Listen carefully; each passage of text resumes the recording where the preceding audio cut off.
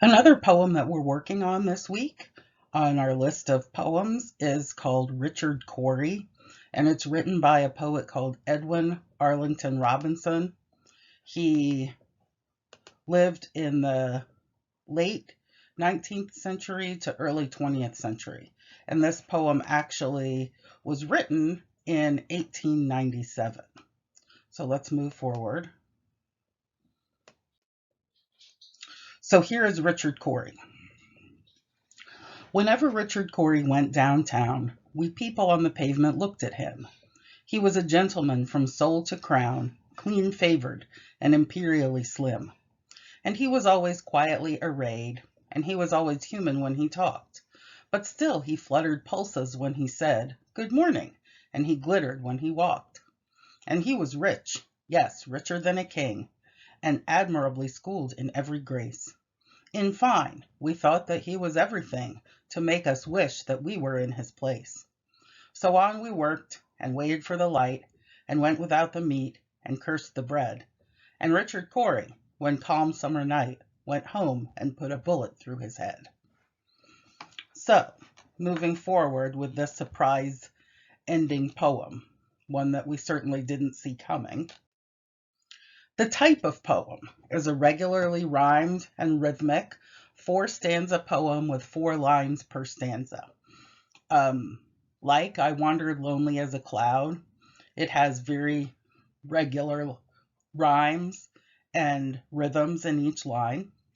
Every other line rhymes. And you need to review the slideshow on I Wandered Lonely as a Cloud for information on how to figure out the rhyme scheme of a poem. But this one would be an A, B, C, D, etc. poem all the way to the end. The lines are all the same length. Each stanza ends with a period.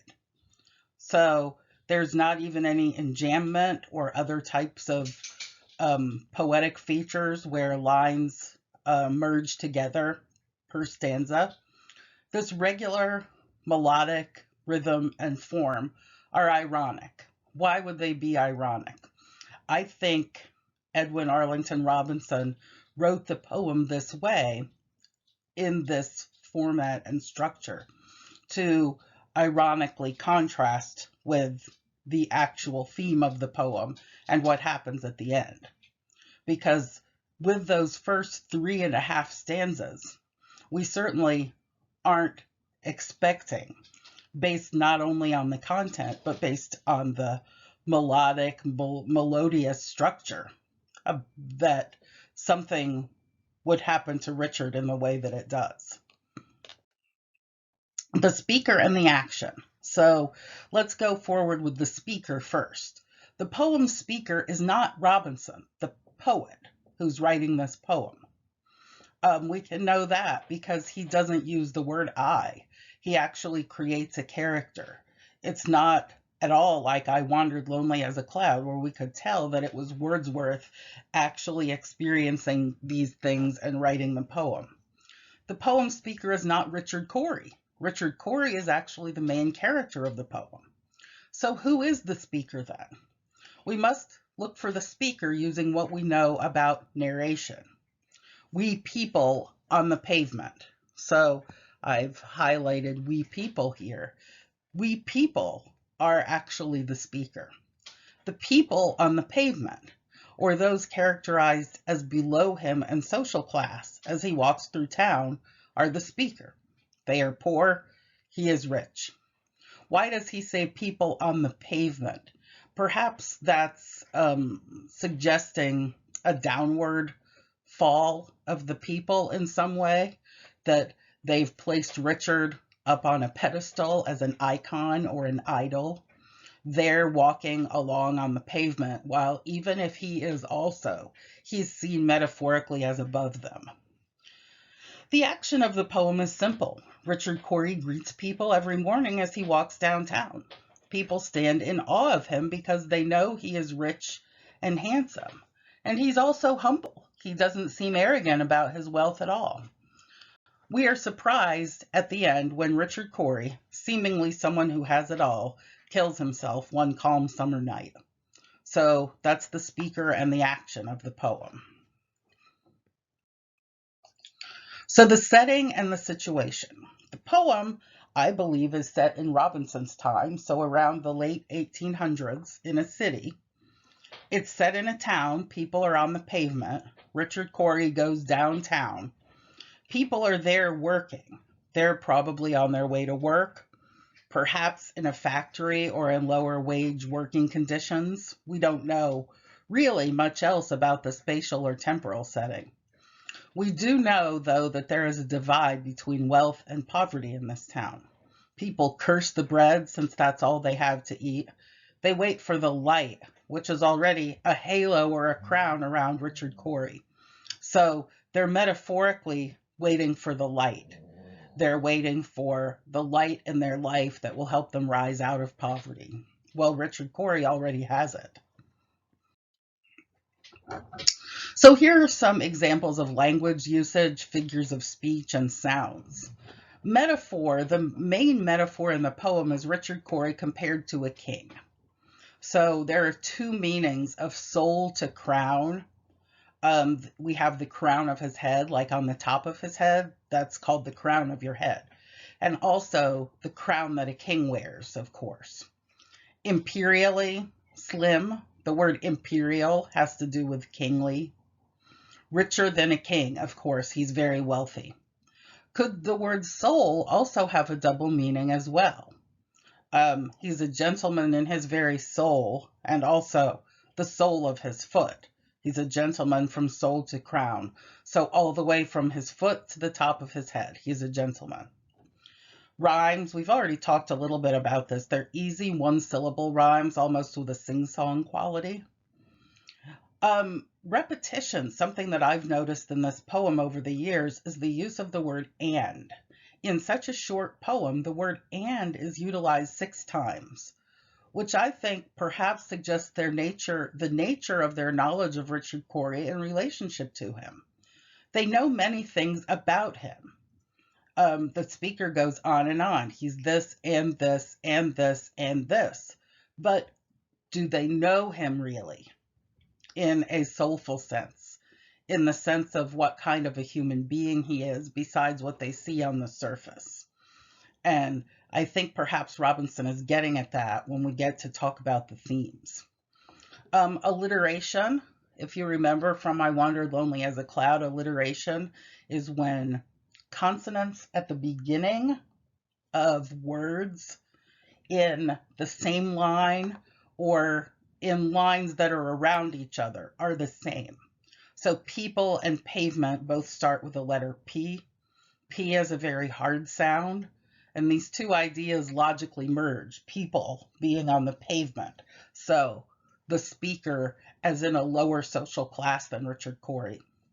Consonants.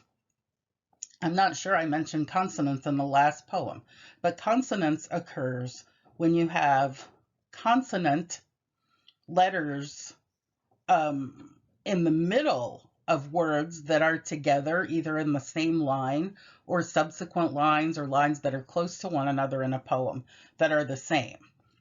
So fluttered and glittered both have that T sound in the middle, and of course the D sound at the end. The T sound, though, is very soft sounding and pretty, which shows Richard Cory's upstanding persona. Fluttered and glittered, those words are very beautiful sounding words. Assonance, I talked about with the last poem, which is vowel sounds that are alike, but that don't formulate a rhyme. And cursed and bullet have that short U sound in the middle. Those are in the final stanza. And both words cursed and bullet have negative, unhappy connotations. So even though they don't rhyme, he chose all of these words purposefully, not just for the sound quality, not just so that we could memorize people and pavement more easily, but so that those sound qualities can perhaps give us a segue into meaning of the poem as well. And irony is a major figure of speech in this poem as well. R.C., Richard Cory, is no happier than those with money, although the poem leads us to believe otherwise. And we certainly don't expect him to kill himself based on his life and the way the speaker characterizes him. This poem reminds me a lot of The Story of an Hour, where the ending is something we certainly don't expect. It's the exact opposite of what we expected, thus the irony. And then finally, we're on the last slide here, themes. Depression could be a theme, the notion of depression and how we can never truly know if someone's depression will lead to suicide.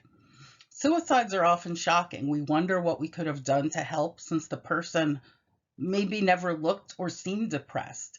Some people who commit suicide are depressed, and we who look around them see that in their nature and try to get them help. But other people, even celebrities such as Anthony Bourdain, the chef who committed suicide several years ago, there was no indication from his family or friends that he was really depressed at all.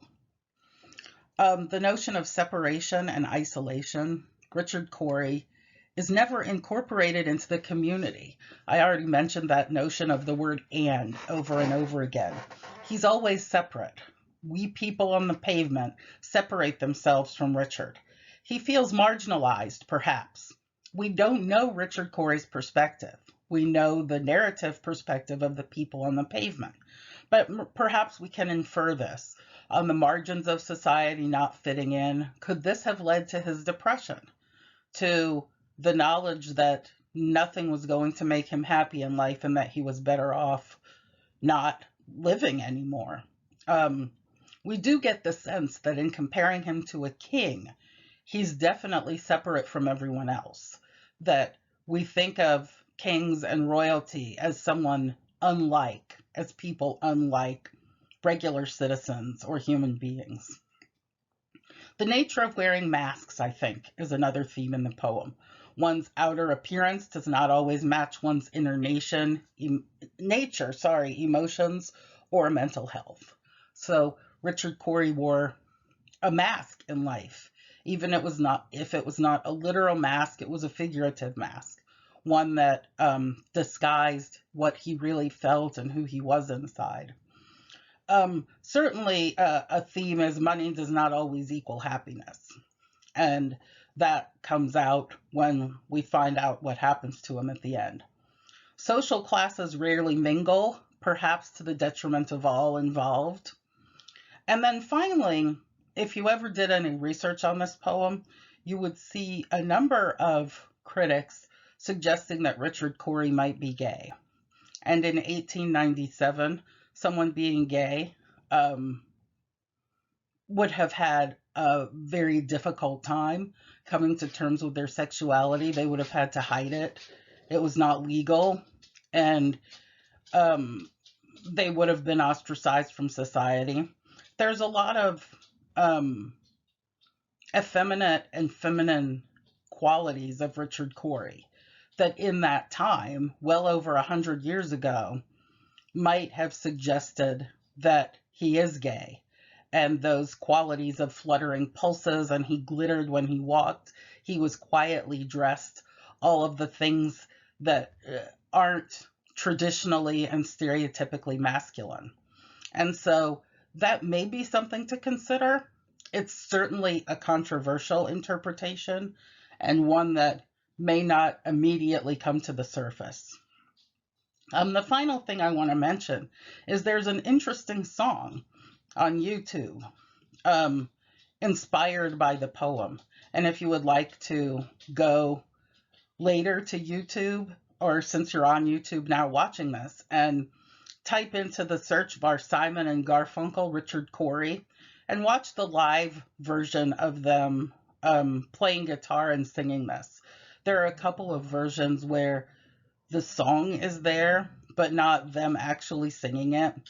And it's I think a very interesting, it's a catchy song.